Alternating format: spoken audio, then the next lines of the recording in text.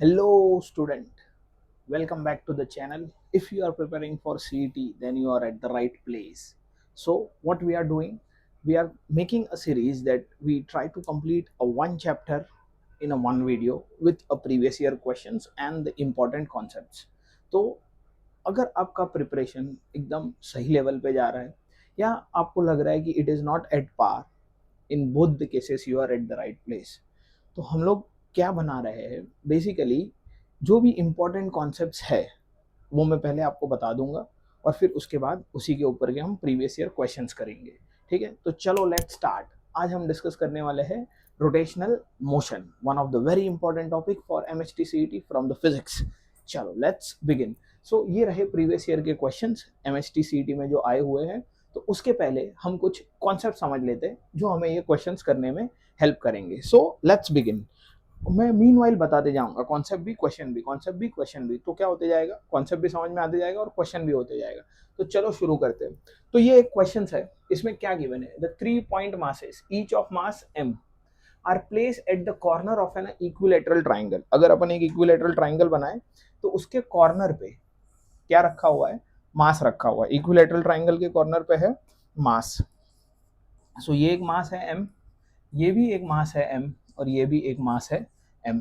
This 3 masses are placed on the equilateral triangle। equilateral triangle है, हर एक का side दे रखा है which is l, लेंथ कितना दे रखा है l।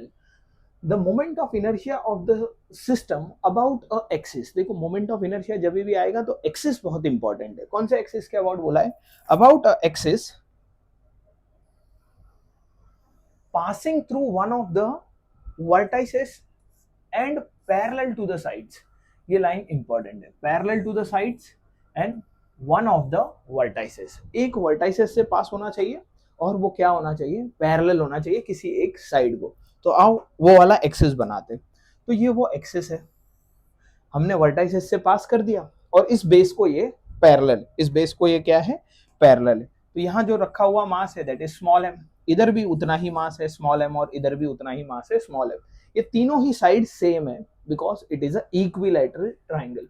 आओ आगे बात करते हैं। Joining other two vertices will be, वही उसका ही बात कर रहे हैं, parallel to the side joining other two vertices. तो हमें पता चल गया इस एक्सिस के अबाउट क्या बताना है, मोमेंट ऑफ इनर्शिया हमें बताना है इस एक्सिस के अबाउट। तो चलो कैसे फाइंड करेंगे हम moment of inertia. Moment of inertia का बहुत सिंपल लॉजिक है। अगर कोई पॉइंट मास है तो पॉइंट मास का मोमेंट ऑफ इनर्शिया कैसे कैलकुलेट करते हैं। जैसे ये एक पॉइंट मास हो गया m, ये एक्सिस है, इस एक्सिस के अबाउट आपको क्या निकालना है, मोमेंट ऑफ इनर्शिया। तो कुछ नहीं करना, ये एक्सिस से इसका डिस्टेंस लेट से r है, तो आपको क्या करना है, m into R square. This is what the moment of inertia about this axis. Axis क्यों इंपॉर्टेंट है, जैसे ही एक्सिस अपन दूर लेके जाए तो आर चेंज हो जाएगा, समझ रहे, इसलिए एक्सिस इंपॉर्टेंट है। तो आओ इस पे बात करते हैं। अब यहाँ क्या दे रखा है, यहाँ दो मासेस है, एक ये और एक ये, तीसरा ये भी है। तो इस मास का इस एक्सिस से डिस्टेंस तो जीरो हो गया, ये जो टॉप पे मास रखा हुआ इसका इस एक्सिस से डिस्टेंस जीरो, यानी इस मास के लिए आर जीरो है, तो इसका मोमेंट ऑफ इनर्शिया नहीं बनेगा, इसका और इसका बनेगा। आपको परपेंडिकुलर डिस्टेंस देखना होता है, तो ये जो डिस्टेंस है ये परपेंडिकुलर डिस्टेंस है इन दोनों मासेस का।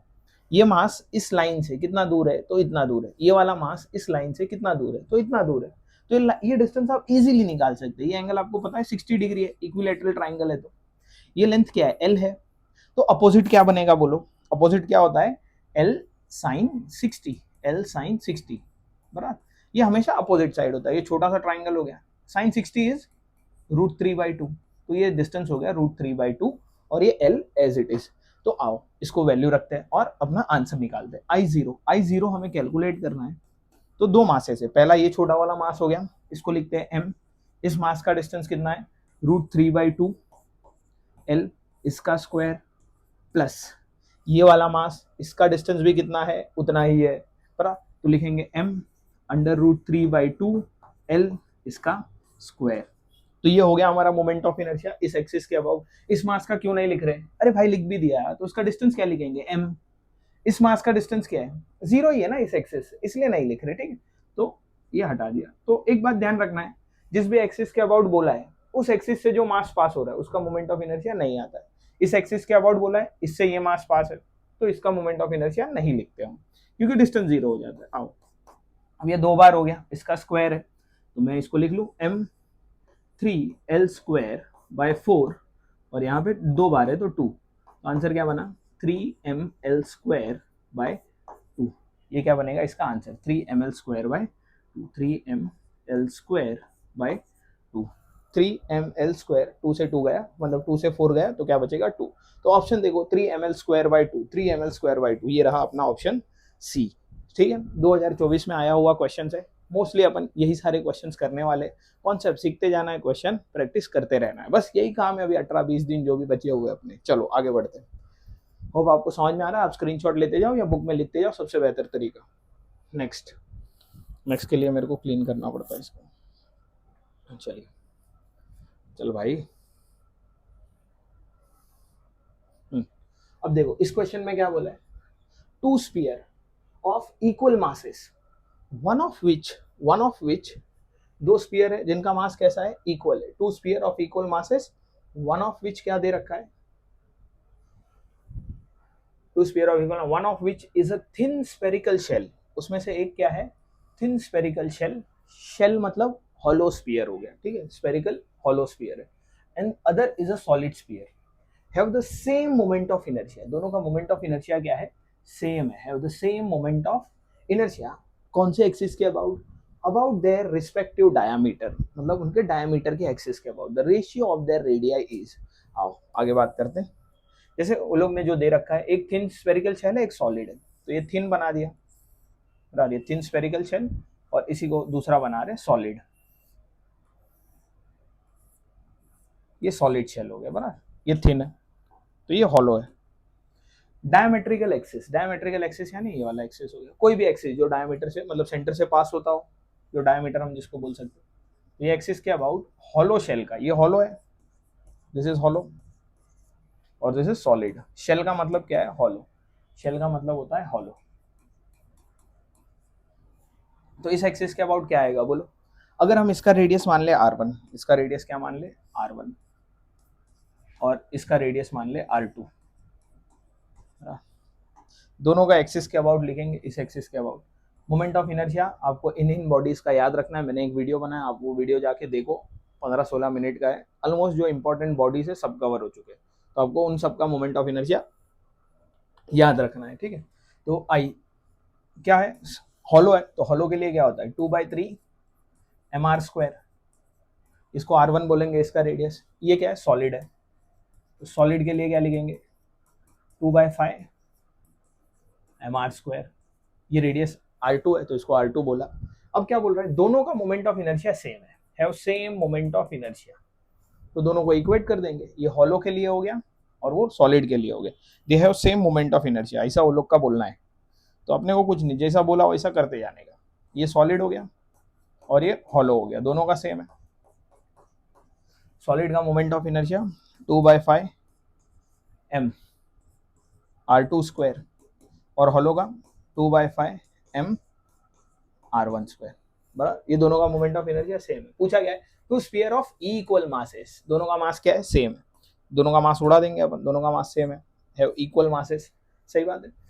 थिन स्फेरिकल शेल फाइंड क्या करना है, रेशियो ऑफ देयर रेडियाई, यानी देखो अब किसका रेशियो फाइंड करने का, सॉलिड का हॉलो का या हॉलो अपॉन सॉलिड, तो जिस सीक्वेंस में क्वेश्चन लिखा हो, क्वेश्चन में पहले किसका बात हो रहा है शेल का यानी हॉलो का, और बाद में स्फीयर का, यानी हमें रेशियो फाइंड करना है किसका शेल पहले लिखा है ना, तो शेल को हमने क्या माना है r1, यानी हमें फाइंड करना है r1 अपॉन r2, हमें ये रेशियो फाइंड करना है, ठीक है, we need to find r1 upon r2। आओ इधर से ही आगे बढ़ते हैं, क्या हो जाएगा r1 अपॉन r2, ये 2 से 2 चले जाएगा सॉलिड, और ये हॉलो है ना तो हॉलो में 3 आएगा, ठीक है, ये हॉलो के लिए 3 है ना, तो 2/3 mr1² हॉलो का और सॉलिड का 2/5 mr2², तो m से m चलेगा, 2 से 2 चलेगा, अब हमें मिल जाएगा r1 अपॉन r2 क्या हो जाएगा 3/5 r1² r2², ये बनेगा r1² r2², 3 इधर चलेगा, इसका स्क्वायर रूट ले लो तो आपको क्या मिल जाएगा r1 upon r2 which is √3/5, option देखो कौन सा है √3/5, ऑप्शन बी बनते हुए नजर आ रहा है, बराबर, क्या आ रहा है ऑप्शन बी आ रहा है।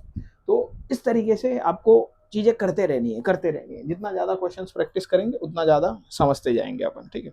चलो आगे बढ़ते हैं।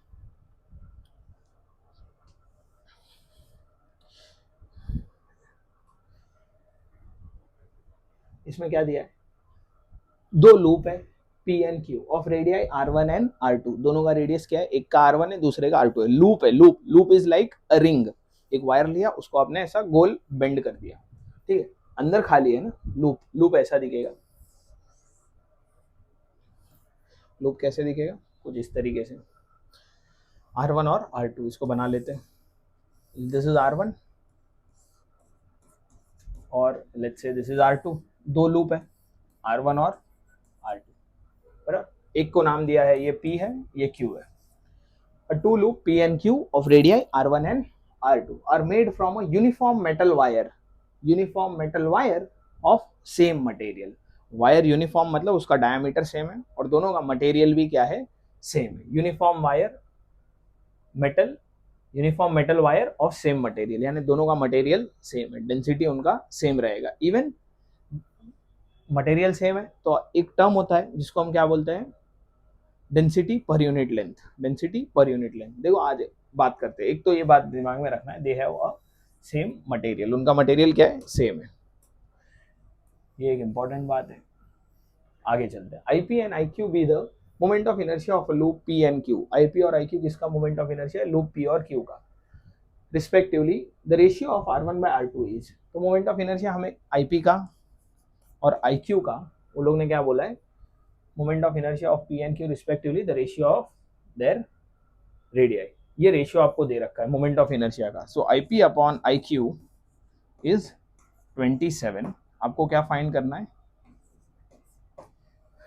R1 अपॉन R2, देखो ध्यान से देखना कैसे इसको आगे प्रोसीड करना है, आईपी क्या है, मोमेंट ऑफ इनर्शिया इस पॉइंट के अबाउट, आईक्यू इसका, ये रिंग है, बोथ आर द रिंग, बराबर ना, लूप का मतलब क्या है, रिंग है, लूप मीन्स रिंग, रिंग का बात हो रहा है, ये क्या है, रिंग है, तो रिंग का मोमेंट ऑफ इनर्शिया हमें याद होना चाहिए इस एक्सिस के about, axis perpendicular to the plane, तो ये है रिंग के लिए, आईपी के लिए लिख रहे हैं, ये होता है mr square, so it is mr1 square, और सिमिलरली IQ लिखेंगे विच इज mr2 स्क्वायर, सही है, mr1 स्क्वायर mr2 स्क्वायर, अब दोनों का मटेरियल सेम है, दोनों का क्या सेम है, मटेरियल सेम है, अब एक बात पे ध्यान देना है, यहाँ मास दे रखा है ना, बराबर, एक चीज होता है, दिस इज सरफेस या डेंसिटी पर यूनिट लेंथ आप मान लो, तो मास पर यूनिट लेंथ होता है, ये मास पर यूनिट लेंथ, लेंथ क्या है, इसका लेंथ क्या है, ये रिंग ऐसे बेंड किया ना, तो इसके सरकमफरेंस जितना इसका लेंथ होगा,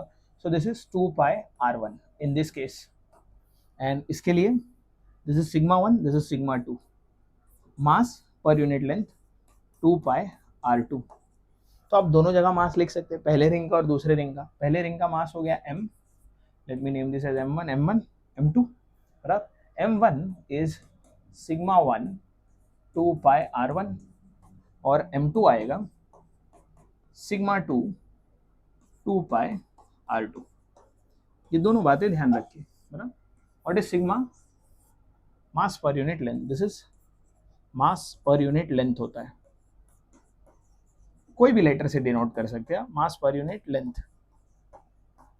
डन, दोनों का मटेरियल सेम है, मटेरियल सेम का मतलब क्या होता है, डेंसिटी सेम हो गया, डेंसिटी भी बोल सकते हैं और मास पर यूनिट लेंथ भी बोल सकते हैं, तो अभी हमारा काम मास पर यूनिट लेंथ से हो रहा है, यानी सिग्मा 1 इक्वल टू सिग्मा 2 हो गया, इस लाइन का मतलब क्या है, दोनों का सिग्मा 1 और सिग्मा 2 इक्वल है, अभी अपन क्या करेंगे, ये जो मासेस है ना, ये मासेस को अपन यहाँ रख देंगे, m1 को इधर रखेंगे और m2 को इसमें रख देंगे, दिस इज m2, बराबर, तो क्या रिजल्ट आएगा देखो, और उसका रेशियो हमें फाइंड करना है, तो IP, व्हाट इज IP, ये मास को इधर रखो, सो it is sigma 1 2 pi R1 और उधर R1 का स्क्वायर है तो R1 क्यूब हो गया, similarly it is sigma 2 2 pi R2 cube which is 27, कहानी समझ रही है आपको, अपन ने वैल्यू रख दिया, यहाँ से IP लिख लिया, यहाँ से IQ लिख लिया, दोनों का वैल्यू इधर रखा, अब सिग्मा 1 और सिग्मा 2 सेम है तो कट कर देंगे अपन इनको, दे आर सेम, ये चले गया 2 पाई चले गया, क्या बचा R1 बाय R2, उसका क्यूब है, तो ये क्या बन जाएगा R1 अपॉन R2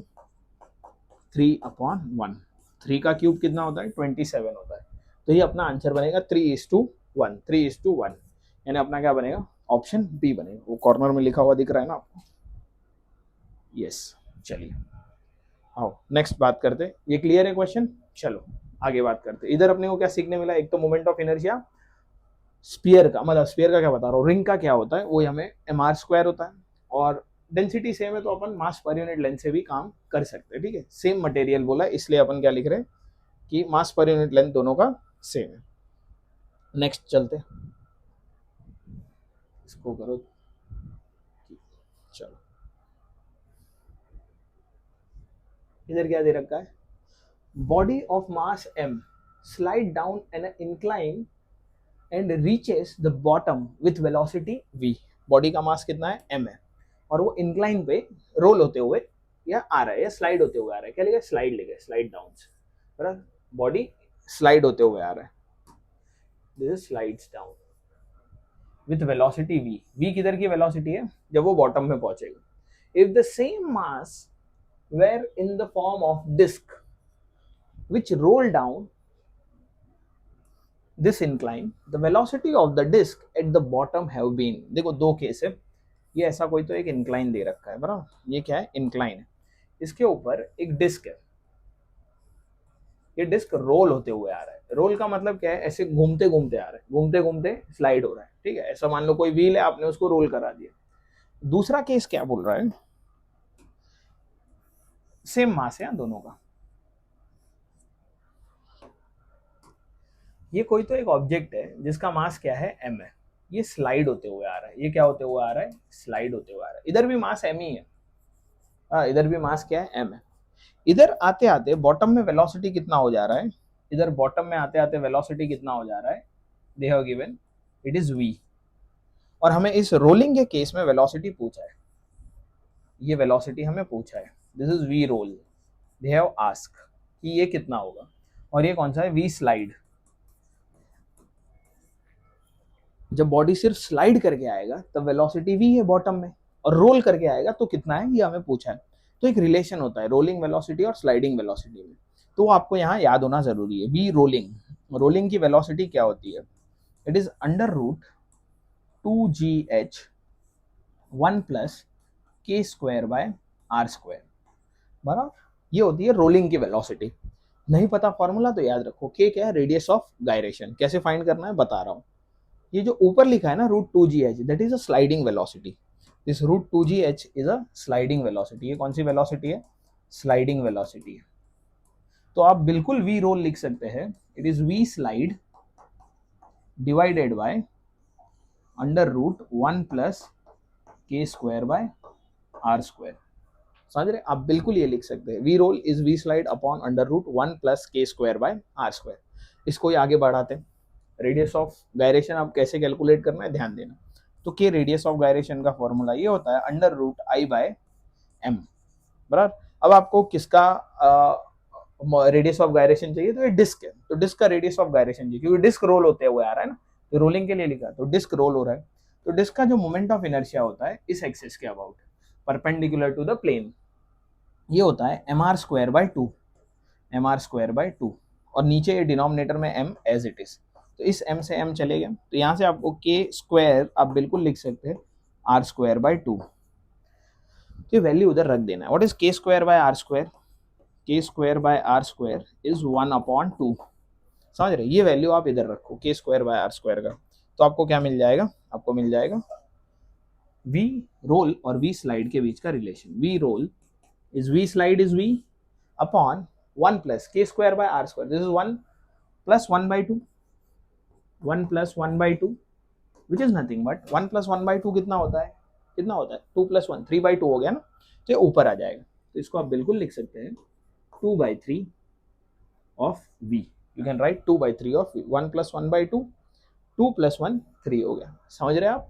चलिए ऑप्शन देखो कौन सा है, v roll is under root 2/3 of v, तो ये बनना चाहिए आपका। समझ रहे हैं आप, क्या रोल हो रहा है, डिस्क रोल होते हुए आ रहा है, डिस्क का मोमेंट ऑफ इनर्शिया क्या है, mr² बाय 2, ये नीचे m है ना, mr² बाय 2 अपॉन m, तो इस m से ये m कट गया, तो यहाँ पे k मिला अपने को, k क्या हो गया अंडर रूट r² बाय 2, तो मैंने यहाँ रूट हटा के यहाँ स्क्वायर कर दिया, तो k square by r square का वैल्यू आ गया 1/2, वहां से ही अपन ने ये वैल्यू रख दिया और अपने को क्या मिल गया √2/3, this is what v plus under root 1 plus 1/2, तो सॉल्व करेंगे तो √2/3 आएगा।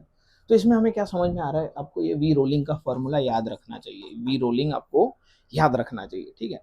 मैं ये भूलना नहीं है आपको, ठीक है। This is V rolling. अगर आपको एक्सेलरेशन पूछे तो एक्सेलरेशन क्या होता है रोलिंग का, वो भी आप दिमाग में रख लो।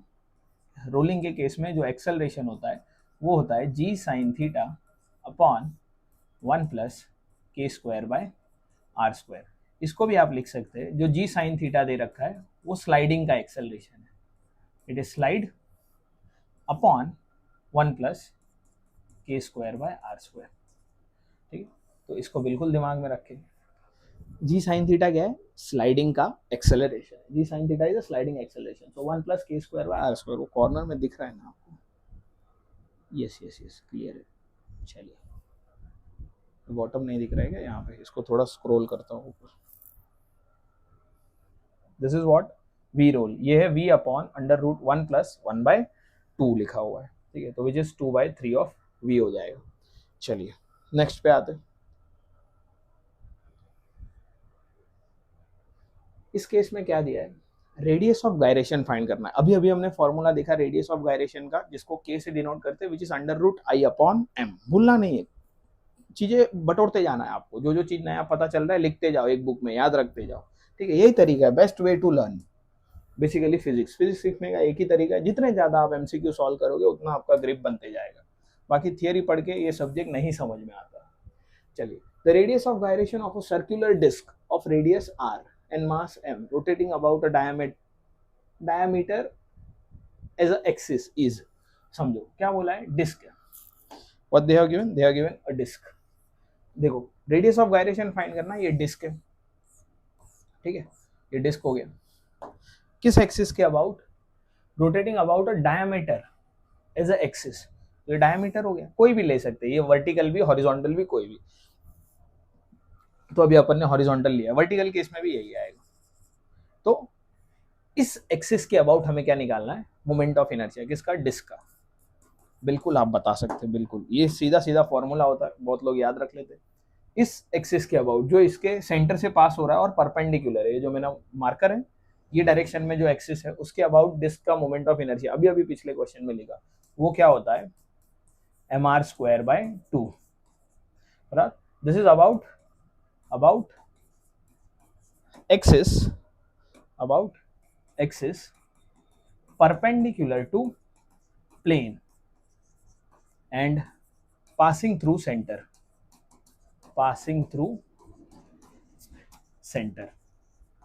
ये इस वाली एक्सिस के अबाउट जो ऐसे, ठीक है, ये डिस्क है, इसके अंदर से जा रहा है, सेंटर से जा रहा है, ठीक है, समझ पा रहे हैं आप। ये उस एक्सिस के अबाउट, हमें इस एक्सिस का पूछा है जो इसके डायमीटर से जा रहा है। तो डायमीटर वाली एक्सिस के अबाउट कितना होता है, इसका आधा हो जाता है। बेसिकली एक कौन सा थियरम यूज करते हैं, परपेंडिकुलर एक्सिस थ्योरम यूज करते हैं, जो मैंने मोमेंट ऑफ इनर्शिया वाले वीडियो में बताया, आप बिल्कुल रेफर करें, या फिर आप ये सीधा फॉर्मूला भी याद रख सकते हैं। तो मोमेंट ऑफ इनर्शिया क्या हो जाएगा, इसका हाफ हो जाता है, mr²/4 हो जाएगा, mr²/4 हो जाएगा। This is about diametrical axis, mr²/4।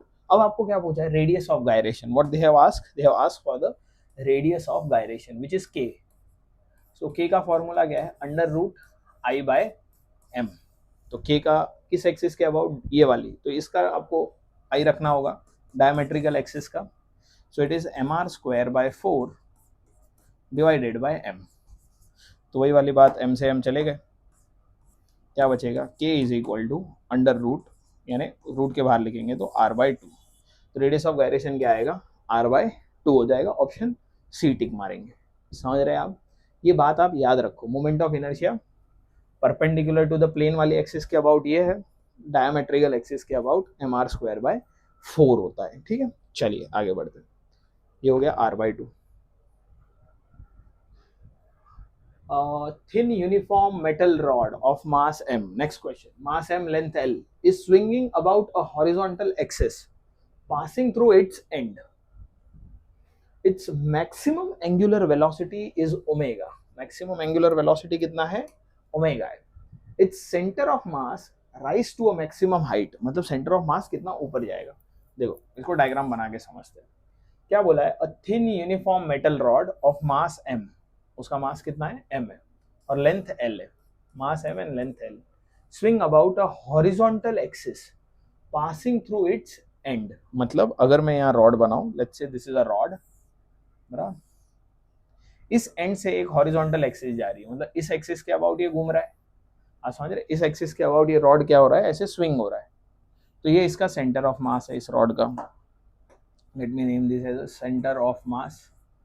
ये कितना हाइट ऊपर जाएगा आपको पूछा है, तो ये ऐसे ही स्विंग होगा, तो रॉड कुछ टाइम बाद कुछ ऐसे दिखेगा आपको,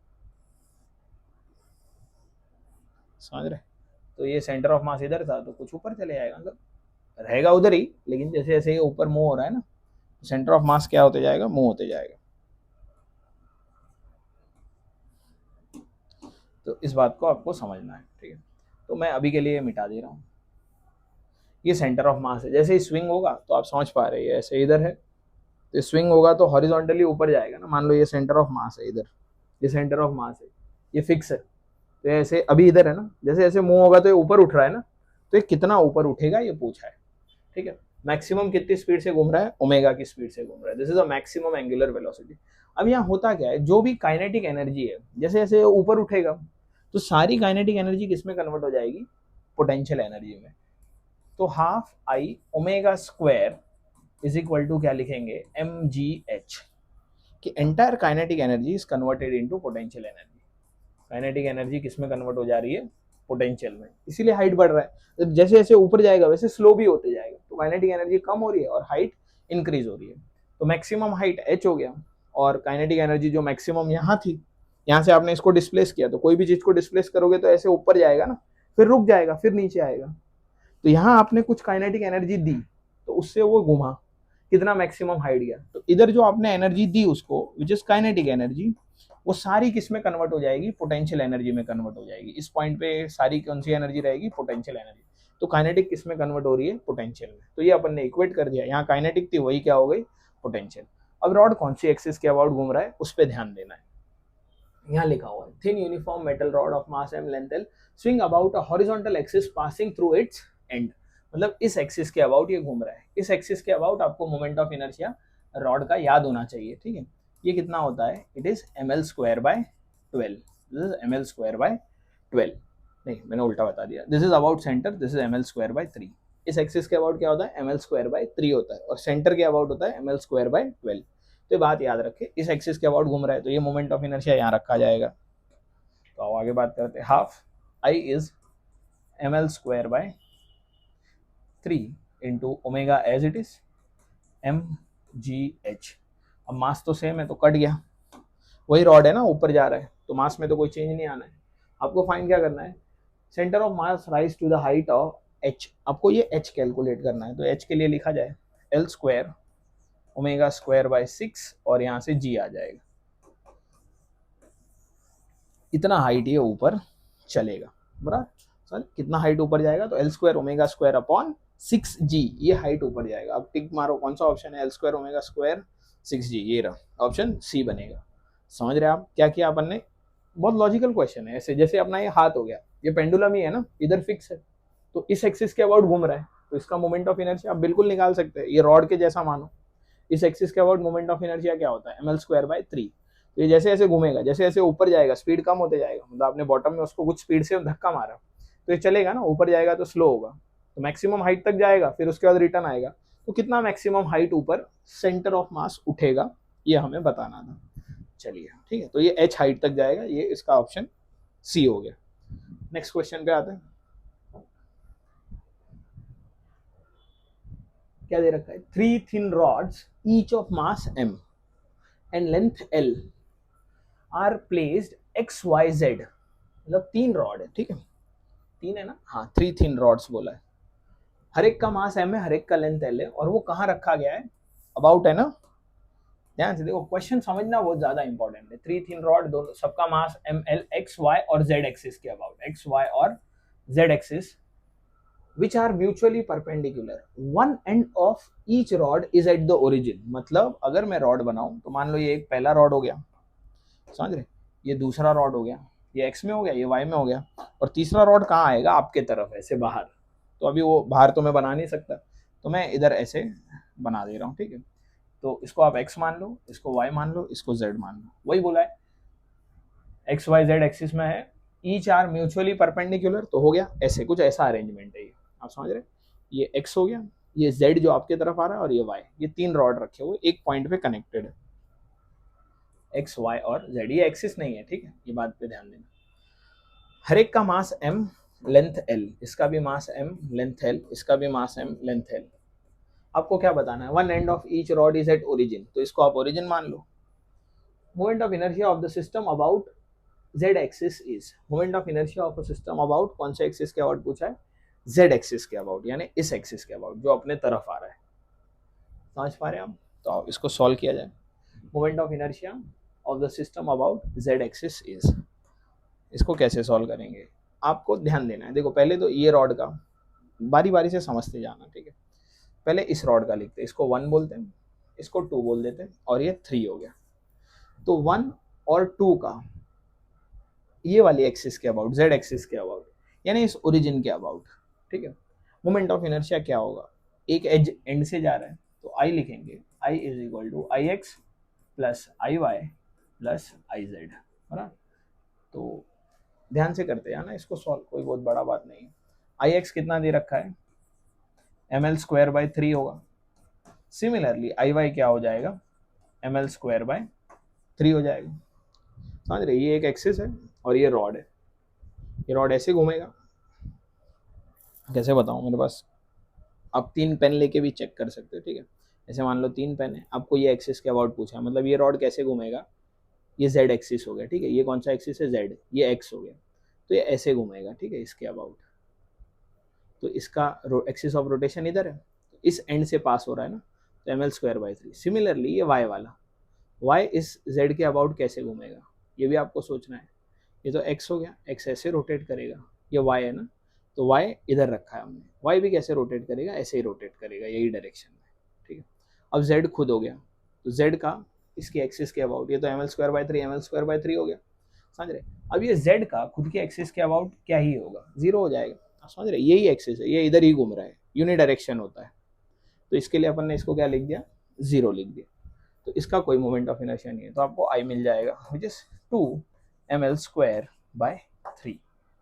तो इस बात पे आपको ध्यान देना है, 2 ml स्क्वायर बाय 3 हो जाएगा, तो कौन सा ऑप्शन टिक मारेंगे, 2 ml स्क्वायर बाय 3, यानी ऑप्शन नंबर सी बनेगा, समझ रहे। z एक्सिस है ना, ऐसा x y और z, ये x ऐसे घूमेगा, ये y है, y भी ऐसे ही घूमेगा, और z ये अपनी एक्सिस के अबाउट ऐसे ऐसे रोटेट होगा ना, समझ में आ रहा है, इसका कोई मोमेंट ऑफ इनर्शिया नहीं है, ये ऐसे ऐसे घूमेगा तो ही मोमेंट ऑफ इनर्शिया आता है। चलिए नेक्स्ट सवाल पे आते हैं, 2 ml स्क्वायर बाय 3, इसको मिटाया जाए।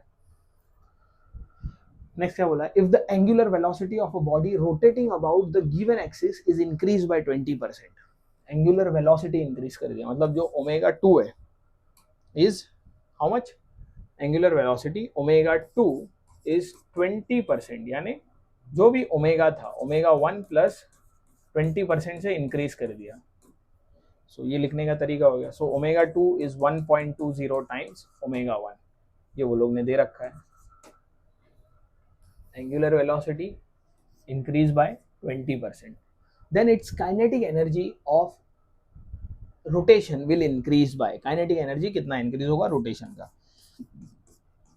सो काइनेटिक एनर्जी 2 लिखते हैं, और काइनेटिक एनर्जी 1 रेशियो ले लेते हैं, या किसी भी फॉर्मेट में कर सकते हैं, जो भी आपको सही लगे। तो लेट्स से मैं काइनेटिक एनर्जी 2 लिख रहा हूँ, तो क्या लेंगे, हाफ आई ओमेगा 2 का स्क्वायर, और ओमेगा 2 को आप क्या लिख सकते हैं, half I omega 2 is what, 1.20 times omega 1 का square, so it is nothing but 1.44, 1.20 का स्क्वायर 1.44, बाकी ब्रैकेट में ये मसाला as it is, half I m1 omega 1 square, this is what kinetic energy of body 2। What is kinetic energy of body 1, very simple, आप बिल्कुल लिख सकते हैं, kinetic energy of body 1 is half I omega 1 square, बराबर। तो यही क्या है कि E1 है ना, तो this is what kinetic energy of body 1। तो काइनेटिक एनर्जी सेकंड बॉडी का कितना है, 1.44 times kinetic energy of first body, तो कितना इंक्रीज है, 44% का।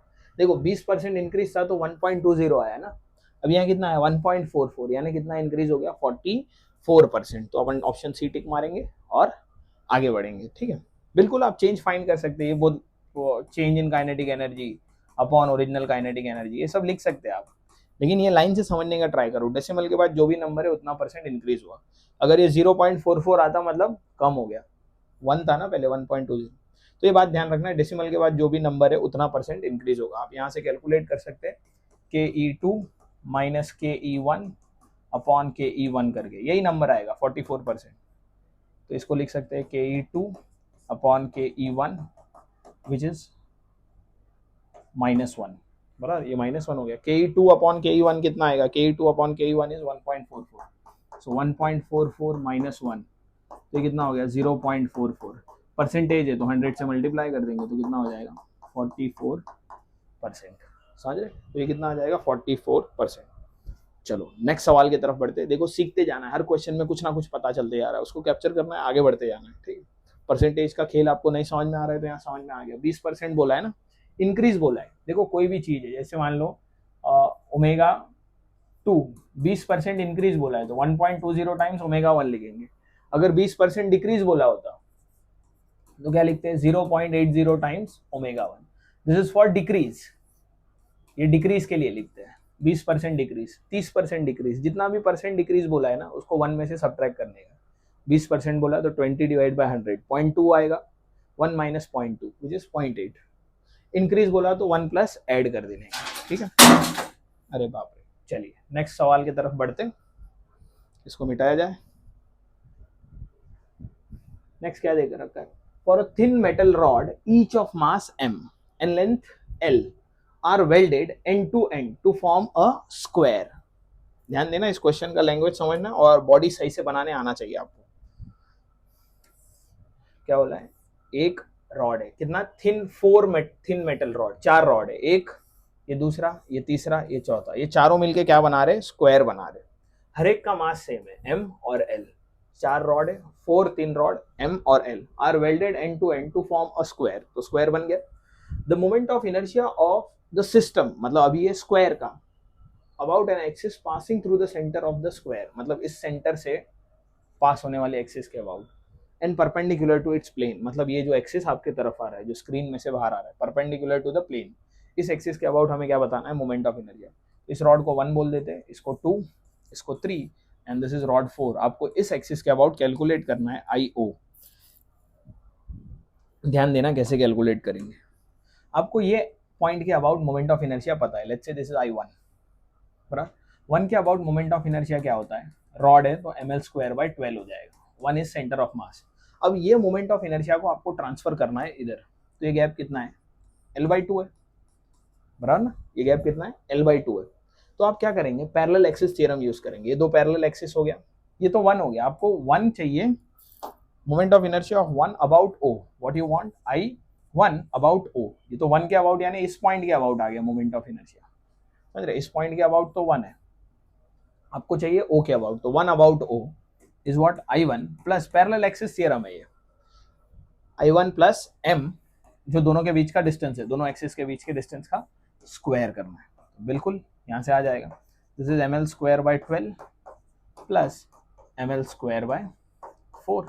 तो आंसर क्या बनेगा, इसको आप 3 से मल्टीप्लाई डिवाइड करो तो 3 + 1 4, तो ml²/3 आ जाएगा। This is what I10, ml²/3, 3 से मल्टीप्लाई करेंगे तो 3 + 1 4, 4 डिवाइड बाई 12 थे 3, तो ml²/3 हो गया, दिस इज I10।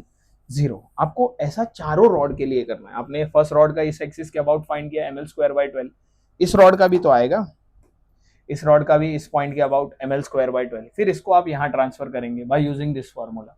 सेम इसके लिए भी और इसके लिए भी आप इस पॉइंट पे फाइंड करेंगे और इनको O के अबाउट ट्रांसफर करेंगे, तो चारों के लिए यही करेंगे। तो अपन क्या लिख रहे हैं, I about O is 4 times ml²/3, तो ये अपना आंसर हो गया 4/3 ml², 4/3 ml², ऑप्शन डी, समझ रहे, 4/3 ml²। चलिए ये क्या था, कॉम्बिनेशन था, पैरेलल एक्सिस थ्योरम भी यूज हो रहा है, आपको रॉड का मोमेंट ऑफ इनर्शिया भी पता होना जरूरी है।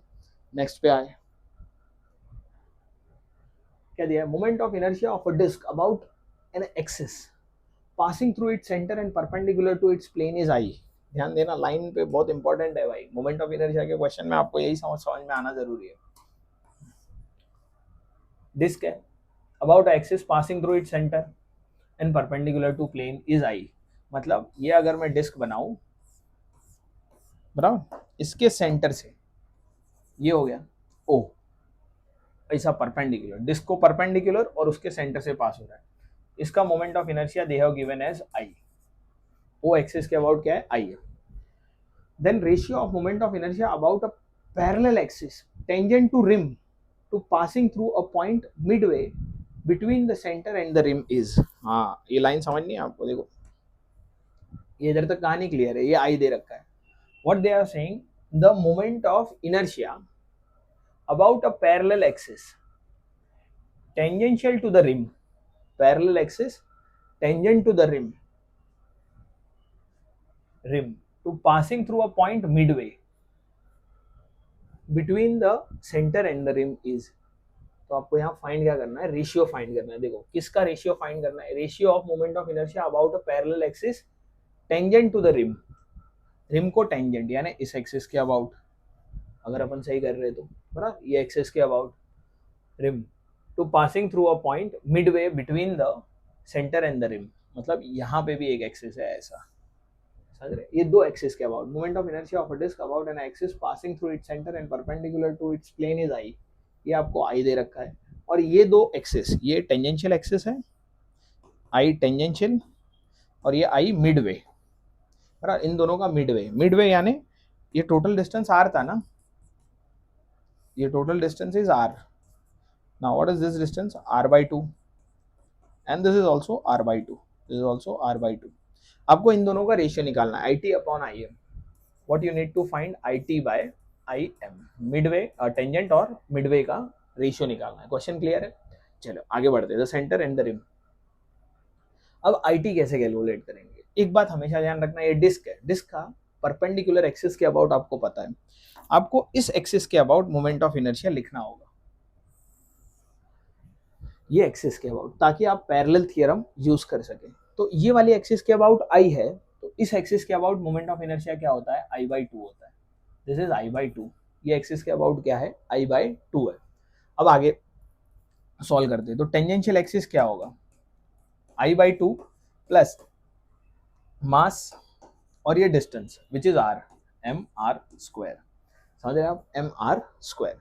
अब what is I actually, I है क्या, आई अपने आप में क्या है, इस बात पे ध्यान देना, आई क्या है, एक मिनट ना,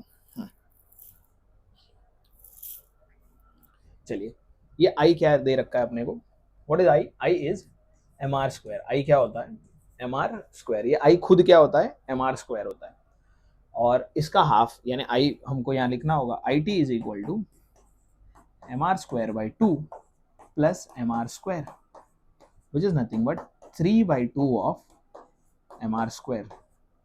ये हो गया आई टेंजेंट के अबाउट। सिमिलरली आपको लिखना होगा आई मिडवे के अबाउट, तो कुछ अलग नहीं करना है, it is I by to, इस एक्सिस के अबाउट आई बाई टू है, पैरेलल एक्सिस थ्योरम तो यहाँ से पास हो रहा है। देखो परपेंडिकुलर पैरेलल एक्सिस थ्योरम मैंने मोमेंट ऑफ इनर्शिया के वीडियो में बताया, आप प्लीज वो देखो। ये हो गया इस एक्सिस के अबाउट चाहिए, तो इन दोनों के बीच का डिस्टेंस भी क्या है, आर बाई टू, इन दोनों के बीच का distance is also R by two का स्क्वायर, समझ रहे आप। तो ये हो गया आर बाई टू, यहाँ डिस्टेंस क्या था, आर था, तो इसको आगे सॉल्व कर दें, I itself is M R square और ये डिवाइड में two plus M R square divide by four हो जाएगा ना, टू का स्क्वायर यानी फोर, तो इसका एलसीएम ले लो, टू प्लस टू यानी ये बना 3/4 of M R square, this is I midway. अब दोनों का रेशियो पूछा है, I T upon I M, दोनों को डिवाइड कर देंगे, I T divided by I M, ये कितना आएगा रेशियो बताओ, आई टी यानी 3/2 और 3/4, तो लिखा जाए 3/2 3/4, सो it is 4/2 which is 2। Ratio कितना आ रहा है, I T upon I M का 2:1, 2 आ रहा है ना, मतलब 2:1 हो गया, ऑप्शन ए बनेगा। ठीक है, तो ये बात पे हमें ध्यान देना है।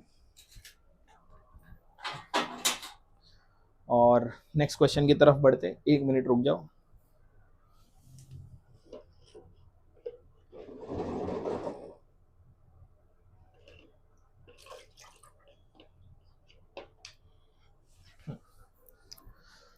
चलिए नेक्स्ट पे आते,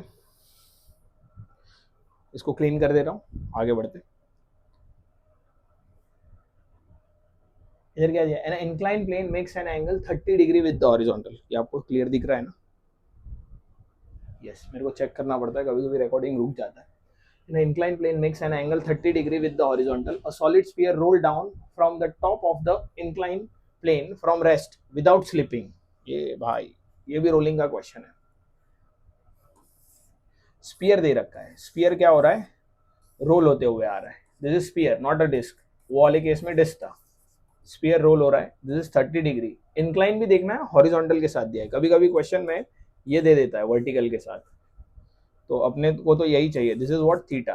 ठीक है, अभी यहाँ तो सीधा सीधा दे दिया है। ठीक है, चलिए। तो sphere an incline makes an angle 30 degree horizontal. The solid sphere roll down from the top of the incline plane from rest, initially rest without slipping, has a linear acceleration along the plane equal to. Okay, आपको ये acceleration पूछ रहा है, बहुत simple simple सवाल है। जैसे मैंने एक्सेलरेशन का वहाँ एक फॉर्मूला बताया था, रोलिंग के लिए एक्सेलरेशन क्या होता है, G sine theta divided by 1 plus K square by R square. G पता है, थीटा दे रखा है, हमें क्या निकालना है, के। सॉलिड स्पीयर बोला है, this is solid sphere, solid sphere. तो इसको सॉल्व कर दे, तो आई सॉलिड, आपको के चाहिए ना, तो what is K, under root I upon M. ये क्या होता है, के। सॉलिड स्पीयर का moment of inertia 2/5 M R square. ये सॉलिड स्पीयर का मोमेंट ऑफ इनर्शिया होता है, ये mass M as it is. तो आप के बिल्कुल लिख सकते हैं, it is under root 2/5 of R square. आप समझ रहे, एम से एम चलेगा, 2/5 ऑफ आर स्क्वायर। ये रेशियो ले लेते हैं, दोनों जगह स्क्वायर करेंगे तो के स्क्वायर बाय आर स्क्वायर बनेगा 2/5। सो ये वैल्यू कहाँ रखेंगे अपन, ये वैल्यू इधर रखेंगे, के स्क्वायर बाय आर स्क्वायर में। तो जरा वैल्यू रखा जाए, जी साइन कितना दे रखा है 30 degree, 1 plus K square by R square which is 2/5, which is 2/5। तो यहाँ से अपने को क्या मिल जाएगा, रोलिंग का एक्सेलरेशन मिल जाएगा। तो 5 + 2 7 ऊपर जाएगा, तो इट इज 5g/7, 5 + 2 7, 5g/7। और साइन 30 कितना दे रखा है, इट इज 1/2 होता है। तो ये बनेगा 5/14 ऑफ जी, ए रोलिंग का 5/14 ऑफ जी, ये रोलिंग का एक्सेलरेशन आ गया। 30 degree with the horizontal, horizontal के साथ 30 डिग्री का एंगल है। ठीक है, तो इसको टिक मारे और आगे बढ़ते। तो रोलिंग के लिए एक्सेलरेशन कितना हो जाएगा, 5/14। बस ये फॉर्मूला इंपॉर्टेंट है, आपको ये फॉर्मूला याद होना चाहिए रोलिंग के लिए। और रेडियस ऑफ गायरेशन कैसे निकालते हैं, under root I upon M. चलिए नेक्स्ट सवाल पे बढ़ते हैं।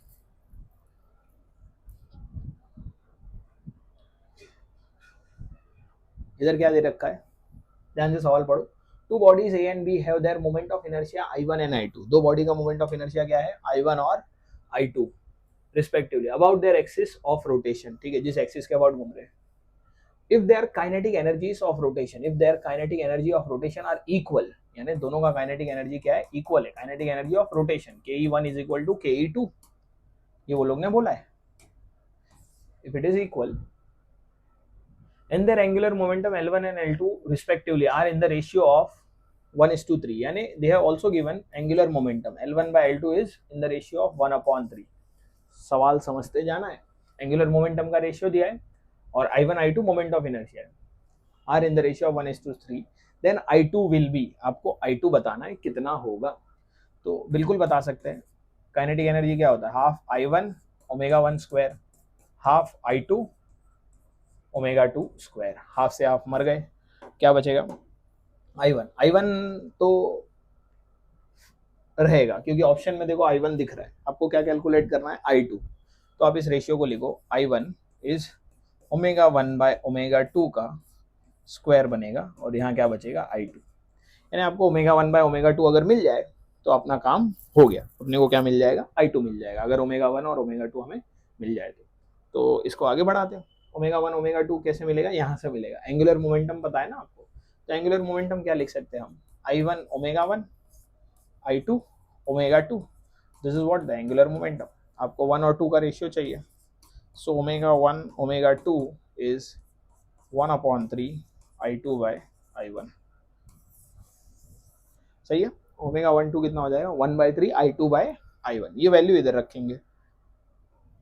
इसको क्या करने का, इधर सब्सटीट्यूट करने का, ये ओमेगा 1 ओमेगा 2, तो आपको क्या मिलेगा, ये I1 as it is, what is omega 1 omega 2, value रखेंगे, omega 1 by omega 2 is 1/3 I2 by I1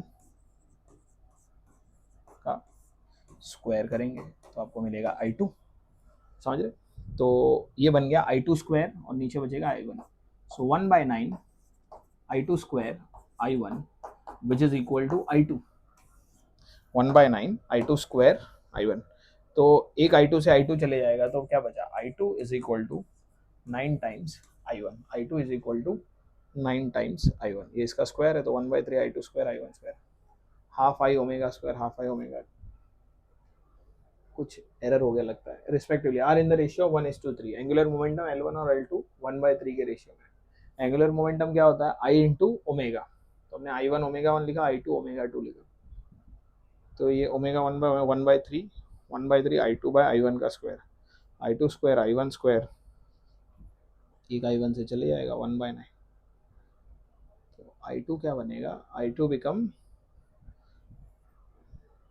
9 times I1 आ रहा है, 9 टाइम्स I1 आ रहा है, कुछ मिस आउट कर रहे हैं क्या हम इन्फॉर्मेशन, या ऑप्शन में कुछ गड़बड़ है, I2 become 9 times I1 होना चाहिए, the two bodies A and B have their moment of inertia in the ratio I1 and I2 respectively about their axis of rotation or their axis of rotation, if their kinetic energy are equal, K1 equal to K2, the angular momentum L1 and L2 respectively are in the ratio of 1:3, ये दे रखा है, angular momentum को I into omega ही लिखते हैं, yes बिल्कुल I into omega लिखते हैं, I1 omega और I2 ओमेगा 2, कुछ एरर तो नहीं हो रहा है कुछ, 1/3 I2 by I1 half I omega square, ये I2 है, दिस इज ओमेगा 1 ओमेगा 2, चलो सही है मेरे ख्याल से, I2 इज 9 टाइम्स I1 आ रहा है, एक बार देख लेना, ठीक है, इस ऑप्शन को चेंज कर देते हैं, let it be 9 times I1, तो ये बन जाएगा, ठीक है, 1:3 के रेशियो में, क्योंकि हाफ आई ओमेगा स्क्वायर है ना, तो एंगुलर मोमेंटम हमने ये फॉर्मेट मिलेगा। चलिए नेक्स्ट सवाल पे आते, इसको इरेज किया जाए, क्या दिया है इसमें, a ring and a disc roll on a horizontal surface without slipping, same linear velocity, बराबर, दोनों का लीनियर वेलोसिटी क्या है, सेम है, both have the same linear velocity, if both have same mass, दोनों का मास भी क्या है, सेम है, both have same mass and total kinetic energy of the ring is 6 joule, देखो रिंग और डिस्क दे रखा है, ठीक है, तो डिस्क को 2 से डिनोट करते हैं और रिंग को 1 से, this is for disc and this is for ring, ध्यान देना आप कैसे लिख रहे हैं, अपन काइनेटिक एनर्जी किसका हो गया, रिंग के लिए हो गया, डिस्क के लिए हो गया, ये आपको वैल्यू दे रखा है, ring they have given 6 joule, the kinetic energy of the disc is, rolling हो रहा है, तो रोलिंग में क्या होता है, एक तो लीनियर मतलब ट्रांसलेशन और दूसरा rotation, half I omega square, बराबर, तो दोनों का मास सेम है, आप ओमेगा को बिल्कुल लिख सकते हैं, मैं रिंग को यहाँ मिटा रहा हूँ जरा, ठीक है, डिस्क के लिए लिख रहे हैं अपन 2 मतलब disc, half M V square plus half I, what you can write I as M K square ना, एम के स्क्वायर, ओमेगा को आप बिल्कुल लिख सकते हैं वी बाय आर का स्क्वायर, के डिस्क के लिए क्या होता है, what is K for disc, K for disc, disc का के कितना होता है, डिस्क का के होता है के फॉर डिस्क एंड के फॉर रिंग, रिंग को तो आप आर ही लिखते हैं, डिस्क को लिखते हैं R by root two, K for disc is R by root two, ये बात दिमाग में रखना, ठीक है, R square K is equal to under root I by R लिखते हैं, ऐसे लिखते हैं ना आप भाई, बिल्कुल कंफ्यूज नहीं होना, K disc is what, under root I by M, what is I for disc, M R square by 2, तो बचा ना रूट 2 बचा ना, आर ऊपर से एम कैंसिल हो गया, तो रेडियस ऑफ गायरेशन डिस्क का जो होता है that is R by root 2 and for ring it is R, ठीक है, चलिए आओ इस पर बात करते हैं, सो डिस्क दे रखा है आपको यहाँ half M V square plus half I के टू यानी disc, so it is R square by 2 V square by R square, बराबर, ये डिस्क है तो डिस्क का रेडियस हम 2 से डिनोट करेंगे, तो ये क्या हो गया, अगर आप इसको लिखना चाहो, सो आई की जगह हमने एम लिख दिया ना, M this is the value of K, ये के लिखा हुआ है, ठीक है, दिस इज के, ये नहीं ये वाला value, this is K disc R by root two, तो बिल्कुल कंफ्यूज नहीं होना है, तो ये वी स्क्वायर हो गया। सिमिलरली आप इसको और अरेंज कर दो, आर टू से आर टू चले गया, वी स्क्वायर बाय फोर, यानी 1/2 M V square plus 1/4 M V square, which is nothing but 3/4 M V square. ये किसका हो गया? काइनेटिक एनर्जी डिस्क का हो गया, बराबर। सिमिलरली आप रिंग के लिए भी लिखेंगे, kinetic energy of ring, this is for ring,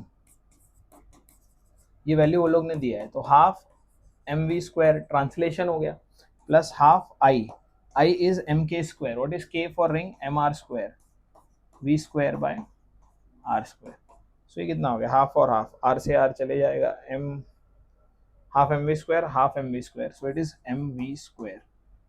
सो आप दोनों का रेशियो ले लो, kinetic energy of 2 upon kinetic energy of 1 is 6 ना, रिंग का कितना दे रखा है? 6 दे रखा है, या गिवन द रिंग की काइनेटिक एनर्जी इज 6 जूल, तो 6 रखेंगे, 3/4 और ये दोनों डिवाइड होगा तो रेशियो क्या बचेगा? 3/4।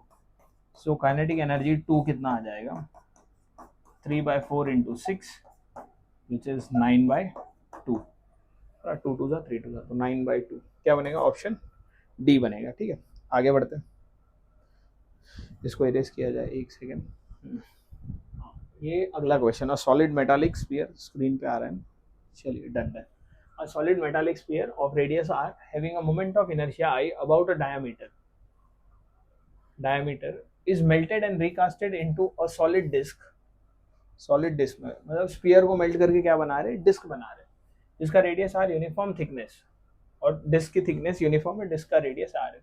The moment of inertia of a disc about the axis passing through its edge and perpendicular to its plane. Moment of inertia of a disc, ये डिस्क है ना, क्या बोला है? Moment of inertia of a disc passing through its edge and perpendicular to its plane, मतलब इस axis का बात हो रहा है शायद, इज ऑल्सो इक्वल टू आई, मतलब दोनों का मोमेंट ऑफ इनर्शिया सेम है। ध्यान देना, आप फिर से क्वेश्चन पढ़ रहा हूँ, solid metallic sphere of radius R having a moment of inertia I about its diameter. अगर मैं सॉलिड स्फीयर बनाऊं, ये सॉलिड स्फीयर, इसका डायमीटर के अबाउट मोमेंट ऑफ इनर्शिया क्या होता है? इसका डायमीटर के अबाउट मोमेंट ऑफ इनर्शिया होता है 2/5 mr स्क्वायर, बराबर। ये वो लोग ने आई बोला, ये किसके इक्वल है? इसको ही मेल्ट करके रिकास्ट किया, तो जितना इसका मास था उतना ही इसका ही मास होगा, मेल्ट किया तो मास तो सेम रहेगा। इसका रेडियस है स्मॉल आर, इसका रेडियस इज स्मॉल आर, बराबर, और जबकि इसका रेडियस वो लोग ने दे रखा है capital R, this is capital R.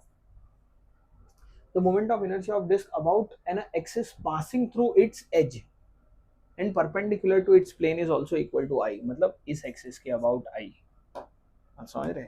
ये वाली एक्सिस एज से पास हो रहा है डिस्क के, passing through its edge and perpendicular to plane, यानी ऐसा प्लेन में से बाहर आ रहा है ये, तो इस एक्सिस के about moment of inertia I है। ये कैसे कैलकुलेट करेंगे अपन? हमें सेंटर के अबाउट पता है, which is mr square by 2 plus m, और ये डिस्टेंस कितना है? r है ना, this is r, so mr square, so it become 3/2 mr square. Question में क्या बोला है? ये वैल्यू और ये वैल्यू सेम है, ये दोनों वैल्यू सेम है, तो इसका रेडियस तो हमको स्मॉल r दिया है, तो स्मॉल r ही लिखा जाए, r स्क्वायर और स्मॉल r का स्क्वायर और 3/2 small r square. This both moment of inertia, which both, this one and this one is same, so we'll equate, so हम equate करेंगे 3/2 mr square which is equal to 2/5 mr square। ये दोनों moment of inertia same है, ठीक है, तो m से m चले जाएगा, आपको रेशियो चाहिए r अपॉन r का, सो r square by r square is 4/15, 4/15, इसका स्क्वायर रूट लेंगे, तो स्क्वायर रूट क्या बनेगा? 4 का तो 2 आ जाएगा, 15 को क्या लिख सकते हैं? we'll keep it 15 है एक ऑप्शन, r बाय r कितना हो जाएगा? 2/√15, तो 2/√15 क्या बनेगा? अपना आंसर बनेगा। इस बात पे बिल्कुल ध्यान दे, दोनों का मोमेंट ऑफ इनर्शिया क्या बोला है? सेम बोला, this I and this I for disc and I for solid sphere, this both are same. I for disk is equal to I for sphere. They have given this is same. So r by r is 2/15. Hope it is clear. चलो let's move to the next question. तो ये रहा शायद second last है, इसके बाद एक ही question है. A particle of mass m is rotating in a circular path of radius r. Its angular momentum is L. Its centripetal force acting on it is F. ध्यान से समझना, एक पार्टिकल है जो किस में घूम रहा है, ये सेंटर हो गया, ये पार्टिकल हो गया जिसका मास m है, और ये जिस रेडियस में घूम रहा है that radius is small r. Mass m, radius is small r, and angular momentum is L. Mass m, radius small r, angular momentum is L, and centripetal force is F. Centripetal force क्या होता है? mv square by r, और you can also write mr omega square. तो जिसका जो भी जरूरत पड़ेगा वो लिख देने का. अभी यहाँ mr omega square चाहिए. Angular momentum क्या होता है? mvr. बराबर, angular momentum is mvr होता है. अब सेंट्रीपिटल फोर्स दो तरीके से लिख सकते हैं, एक ये हो गया, दूसरा ये हो गया, mv square by r. The relation between F L R and M. तो एफ एम और आर तो है, इनके बीच में जो है ना एफ एल आर और एम, ये एफ है, ये एम है, आर है, एल नहीं है ना, तो यहाँ वी को हटाओ और एल के फॉर्म में लिखो. So it is L upon M R. This is what we, this we will substitute over here. So हमें एफ सी मिल जाएगा. F C become M by R L square M square R square. तो क्या हो जाएगा finally? It become L square M R cube, L square M R cube, L square M R cube. तो force के साथ relation चाहिए, इसको arrange कर देते हैं. और दिस कैन बी, ये एफ इक्वल टू है ना, तो एफ इंटू आर क्यूब, ये रहा, ये वाला ऑप्शन है शायद.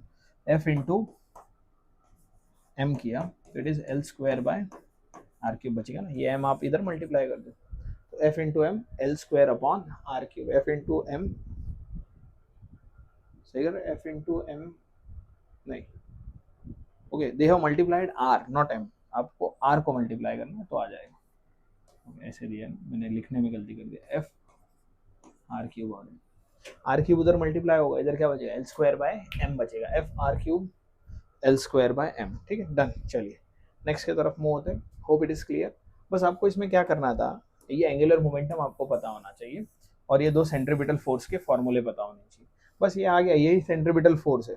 अब वो लोग ने रिलेशन किसके बीच में पूछा है? एम एफ आर, और वी नहीं पूछा है, एल पूछा है. तो इस वी को हटाओ यहाँ से, वी की जगह क्या लिखेंगे? L upon M R. बाकी अरेंज कर देना है, तो ये ऑप्शन सी बन जाएगा. ठीक है, चलिए